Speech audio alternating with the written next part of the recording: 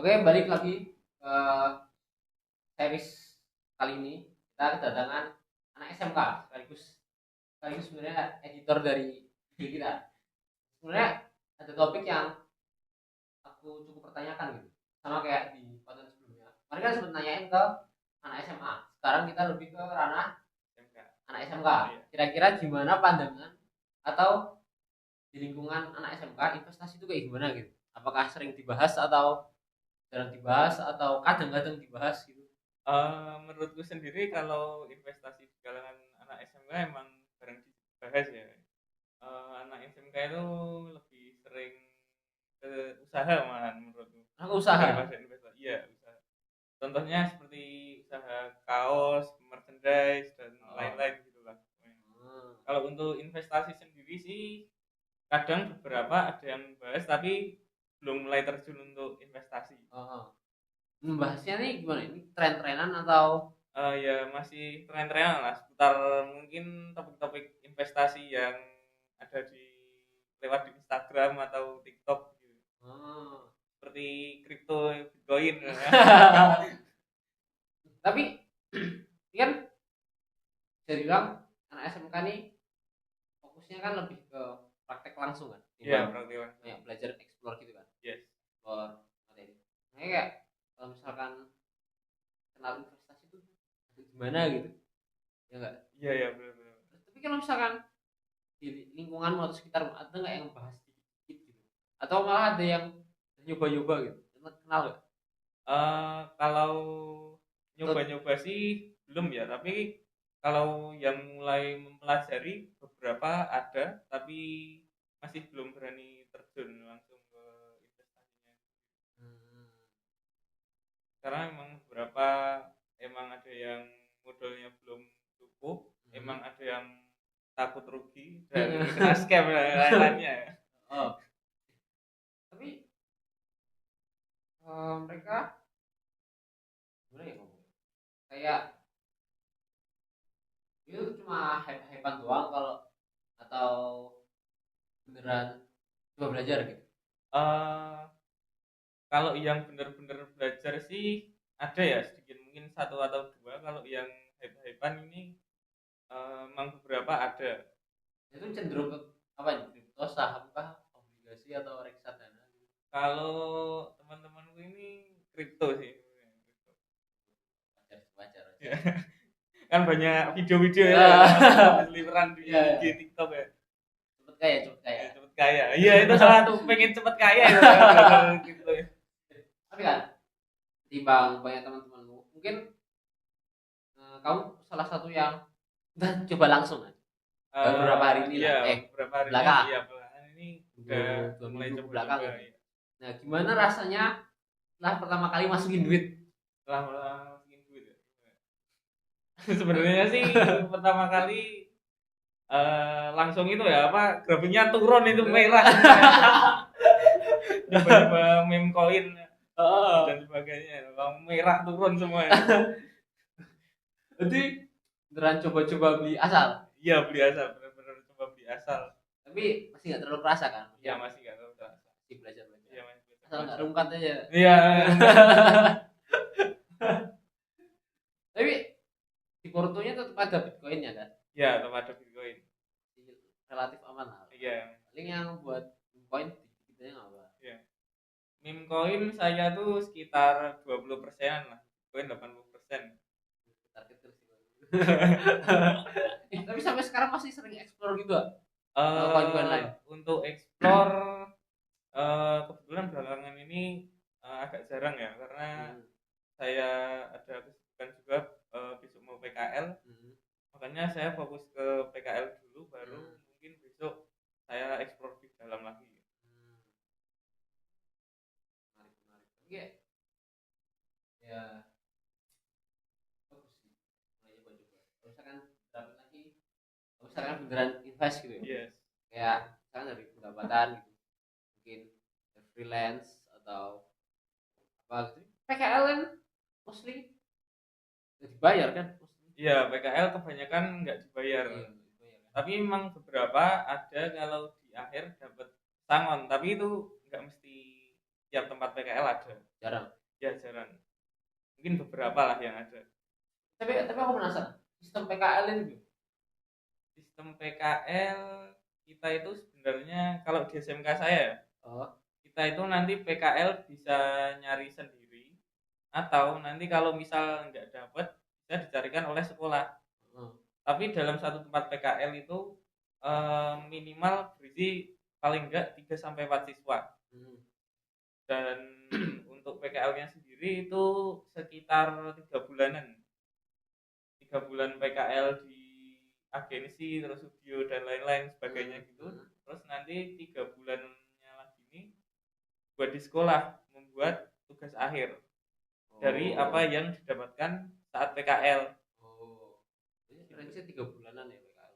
Iya, range-nya 3 bulanan PKL.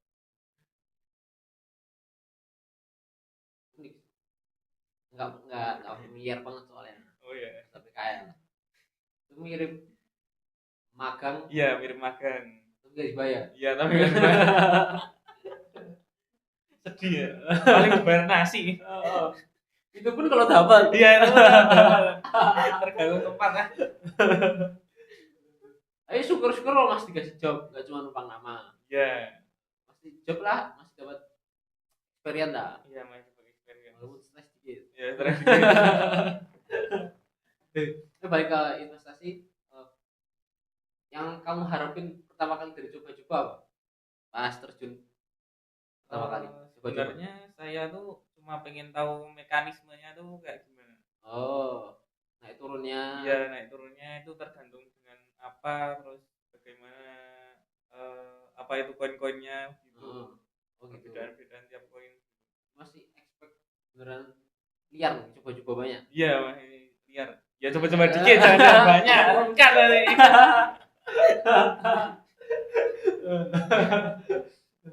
Enggak tahu apa coba-coba banyak, wah hilang uangnya.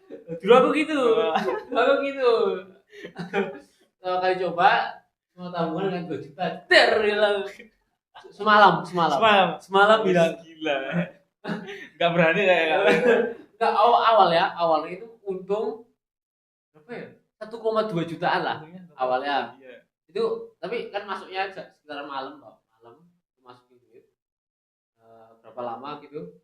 Terus akhirnya besok paginya lihat, kok saldonya 0 gitu.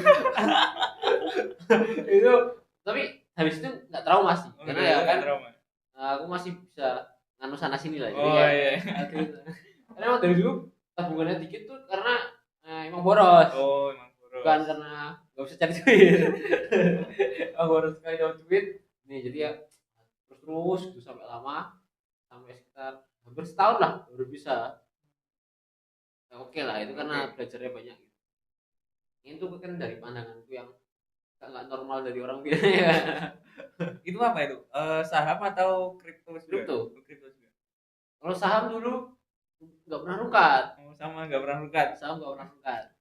Tapi setelah belajar banyak, aku lihat saham ini agak scam karena bisa dicetak. Terus bandarnya itu ownernya, karena biasa pemilik paling banyak itu owner ya. Jadi kalau ownernya buang barang, langsung hancur, dirakul lah sama ownernya. Nah gitu. Biasanya yang dijual di pasaran itu cuma 1%, 5%. Ownernya punya 90% lebih tapi. Waduh, Kripto ini masih agak mending lah, karena yang punya nih bisa banyak pihak. Nggak dikuasai sama ownernya doang gitu. Apalagi Bitcoin yang nggak punya owner gitu. Sama kalau altcoin masih mirip-mirip saham.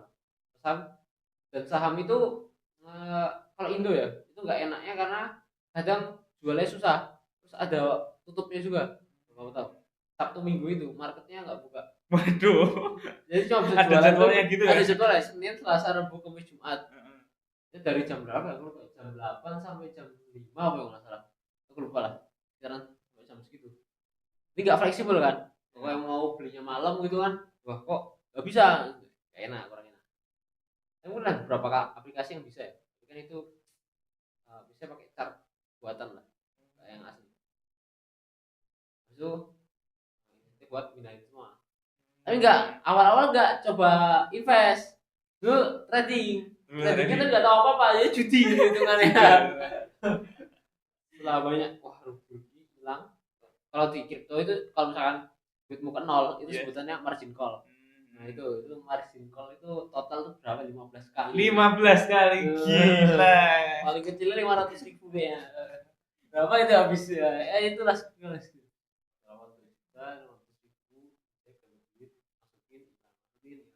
Tapi dari itu dari banyak belajar kan. Iya, itu sih. Kalau misalkan aku ngeluarin duit kayak buat ke kelas gitu ketimbang nyoba-nyoba tanpa arah itu kayaknya lebih cepat Iya, gitu betul. atau ruginya lebih dikit gitu kayaknya. Enggak tahu ya. Atau malah lebih efektif coba-coba gitu ya. Ini masih 50-50 sih sebenarnya. Ya mungkin kalau menurutku tetap beli kelas dan coba-coba dikit lah. Iya, itu iya sih. Tapi rasanya beda kalau misalkan coba duit kecil sama duit gede. Itu beda rasanya. Oh, duit kecil tuh kayak udah ini hilang juga masalah gitu. Oh, hilang enggak masalah. Kalau misalkan duit agak gedean dikit, wah ini kita jadi lebih mikir tuh. Oh ini kita mau taruh kemana gitu. Kalau aku pribadi gitu sih. Tapi kan lebih kerasa, wah ini duitku gede, jadi aku harus pikir nggak boleh asal beli gitu. Otaknya bekerja. Lebih serius gitu. Kalau duit kecil tuh kayak ya hilang antara apa kalau sebutan itu cacing-cacing naga-naga gitu. Hilang antara jadi kaya banget atau hilang gitu. Kalau hilang langsung bisa nombok lagi. Itu kayak judi banget sih rasanya. Oke, tapi ya enggak semua orang gitu. Malah ada juga yang ini kalian semua duit gue adalah all in, siapa tuh jadi kaya. Waduh. Tapi sekarang ya lebih sehat. Karena mostly juga sekarang sama ikan mas digital, Mas fisik. Bukan mas fisik. Enggak, mas fisik scam. Kenapa itu? Mau beli nunggunya lama banget. Antrinya lama. Harus datangi tempatnya juga. Harus datangi tempatnya, itu ribet banget. Terus kalau misalkan surat bukti belinya hilang, nggak bisa dijual. Males aku. Aku beli itu di harga 1,6, sekarang 1,8.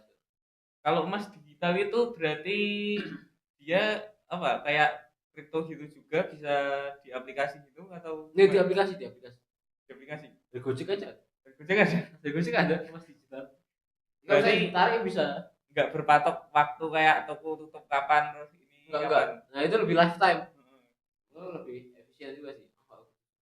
Orang kan biasanya koleksi tidak ini emas gitu. Aku asal cuan sih. Tapi kecil lah ketimbang Bitcoin emas kecil. Tapi ya tetap jaga-jaga. Siapa tahu kalau Bitcoinnya ke nol nggak sepok kayak itu. Walaupun nggak mungkin tapi ya tetap aja gitu. Kalau ke nol nggak nangis banget juga. Ada emas dikit gitu. Ada backupnya. Iya. Tapi kalau misalkan dari background keluarga itu kamu ada yang investasi nggak? Kebetulan kalau keluarga saya itu kalau keuangan memang sedikit tertutup ya. Kemarin saya sempat tanya-tanya, katanya kalau invest itu baru belakangan ini orang tua saya mulai invest saham nggak? Malah saham? Iya saham. Oh bagus. Saham sama emas kayaknya. Bukan keris. Enggak. Ya Chris itu apa ya? Bapak saya itu Chris. Tapi apa ya? Emang nilainya Chris itu sesuai sejarahnya kadang.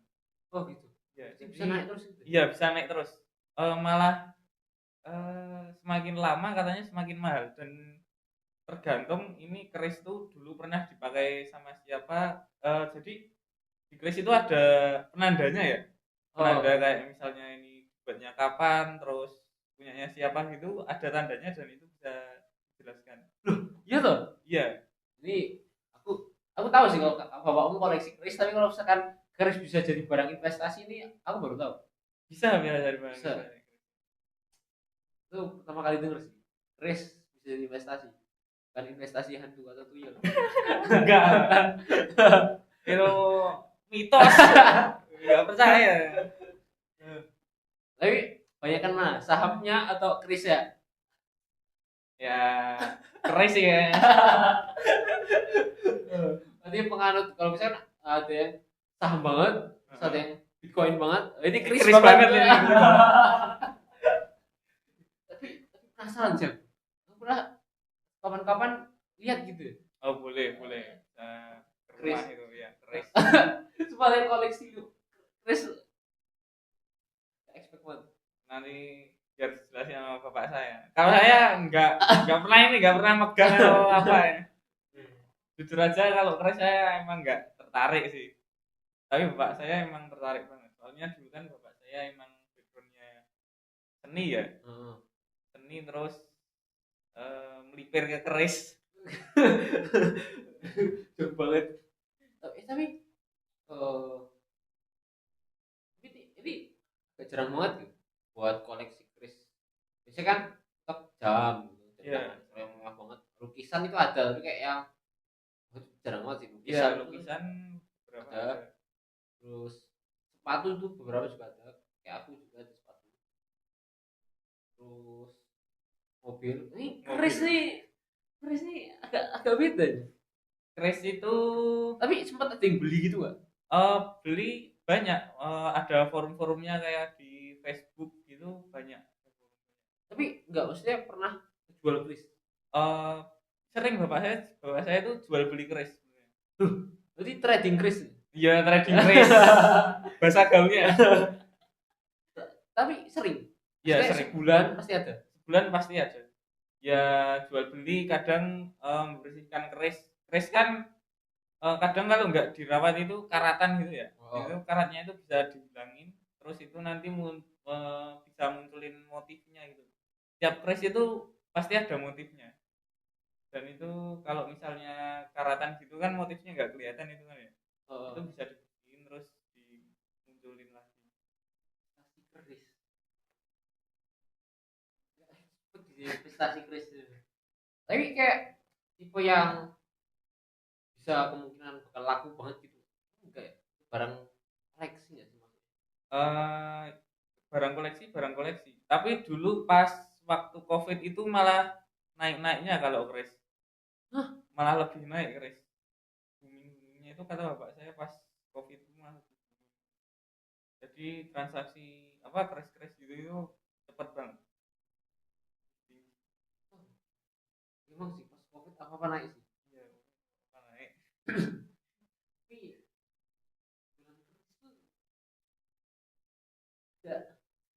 tidak familiar. Iya, emang investasi keris. Tapi per satu kerisnya itu berapa? Tahu nggak? Macam-macam sebenarnya. Ada yang 2 juta, ada yang 10 juta, yang sampai 100 juta pun ada. Tapi bapak saya biasanya kayaknya sih yang Under 10. under 10.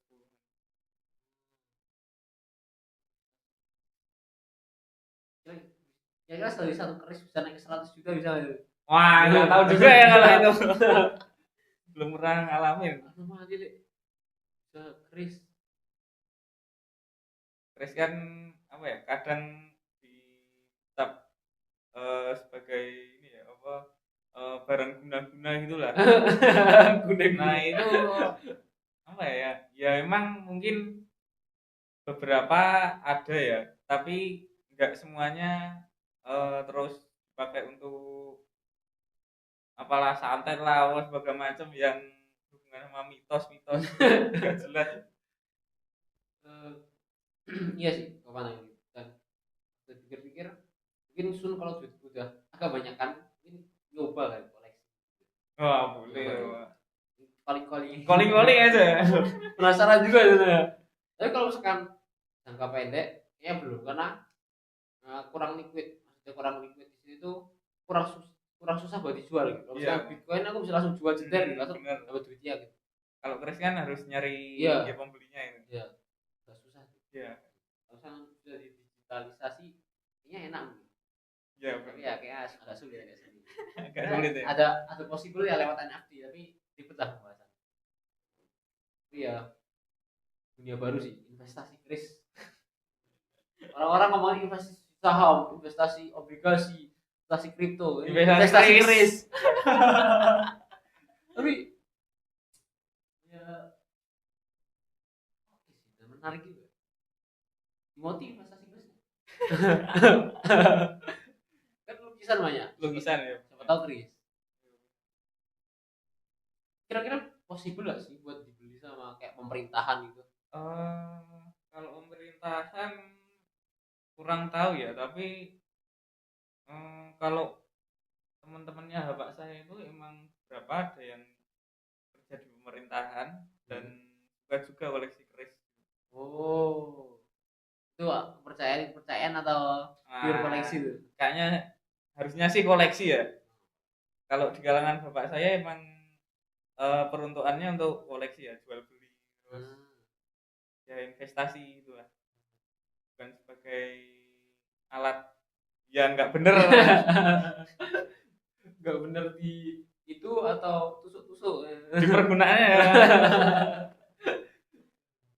tapi ada kayak perlu izin-izin dia gitu mas? Izin-izinnya ya Kurang keris tahu. atau apa? Kayaknya nggak perlu sih. Nggak perlu. Berarti bisa diperdagangkan di luar. Iya.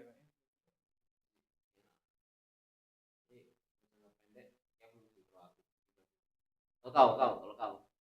Kalau saya keris ya, sebenarnya kurang tertarik. Kurang menarik juga sih. Iya, kurang menarik juga sih kalau. Ini kalau kerisnya bisa didesain modern gitu, nggak mungkin sih. Biasanya kan keris backingan value-nya dari nilai sejarah. Iya, nilai sejarah. Ya, kurang fleksibel sih kalau di anak muda. Ini suatu saat mungkin bisa hilang, tapi nggak tahu juga ya. Atau bisa di apa gitu. Mungkin itu aja sih buat insight kali ini. Jujur awalnya cuma bahas topik investasi kalangan SMK malah masuk ke keris. Keris itu investasi baru ya. Investasi berapa baru. nggak tahu. Karena biasanya gitu investasi saham gitu kan. Iya. Investasi keris ini dia baru. Mungkin itu aja buat video kali ini. Oke. Tadi cuma membahas keris. Melenceng ke topik utama.